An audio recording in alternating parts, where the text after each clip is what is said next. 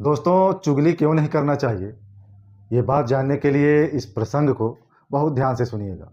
एक बार एक बाजार में एक व्यक्ति नौकर बेच रहा था और वो भी बिल्कुल फ्री।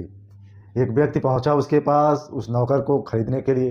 पूछा, भाई ये इस नौकर की क्या कीमत है?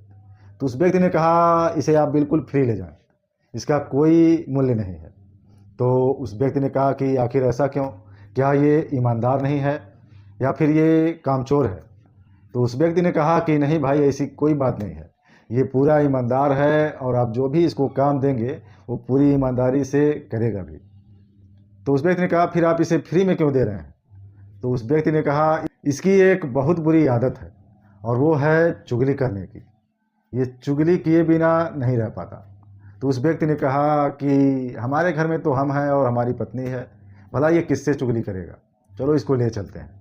उस व्यक्ति ने उसको लेके आया अपने घर और जैसे ही नौकर घर पे आया, घर के काम काज करने लगा और दूसरे तीसरे दिन ही वह उस व्यक्ति की औरत से जाके कान में चुगली करने लगा और उसने कहा कि आपके पति का किसी दूसरी औरत के साथ चक्कर चलता है।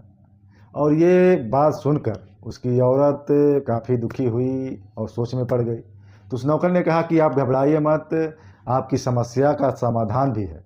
मैं एक ऐसे बाबा को जानता हूँ जो आपकी समस्या का हल अवश्य करेंगे। आपको बस एक काम करना होगा, आप अपने पति के दाढ़ी का जो बाल है उसको काट के लेके चले आइएगा। तो औरत बोली, ठीक है। अब शाम को पति घर आया तो पति से फिर नौकर चुगली कर दिया। पति से भी नौकर ने चुगली कर दी कि आपके पत्नी का किसी दूसरे पुरुष के साथ चक्कर चलता है। अब वह व्यक्ति सुनकर बहुत ही हैरान हुआ और उसने सोचा कि इसको चुगली करने की आदत है, ये तो मैं पहले से ही जानता था। उसने कहा, तुम मेरा घर तोड़ना चाहते हो, तुम हम लोगों को अलग करवाना चाहते हो, तुम हम दोनों में झगड़ा करवाना चाहते हो, तुम ये आदत छोड़ दो।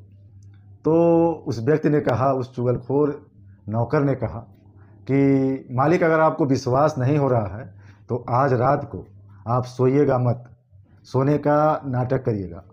आज रात आपकी पत्नी ने आपको मारने का निश्चय किया है, मारकर वह अपने प्रेमी के साथ रहना चाहती है। तो उस व्यक्ति ने कहा, चलो भाई ठीक है, ऐसी बात है तो फिर ये भी करके देखते हैं, लेकिन अगर ये बात गलत सिद्ध हुई तो मैं तुम्हें कल जीवित नहीं छोड़ूंगा। तो उस नौकर ने कहा, ठीक है मालिक। अब वो व्यक्ति सो गया, सोने का नाटक किया।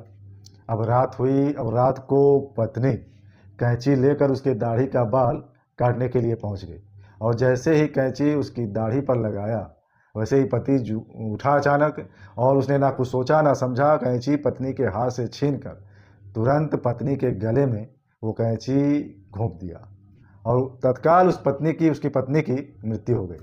और ये बात जब उसके घर वालों को पता चली तो उन्होंने मिलकर उसको मार दिया, इसके पति को मार दिया। अब पति के मरने के बाद पति के घर वालों ने मिलकर उससे मारपीट की।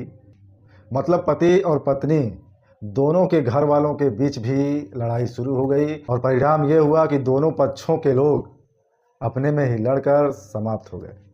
तो दोस्तों, कहानी का मतलब ये है कि भोजन में घोले जाने वाले विष का तो इलाज है, लेकिन कान में घोले जाने वाले जहर का कोई इलाज नहीं।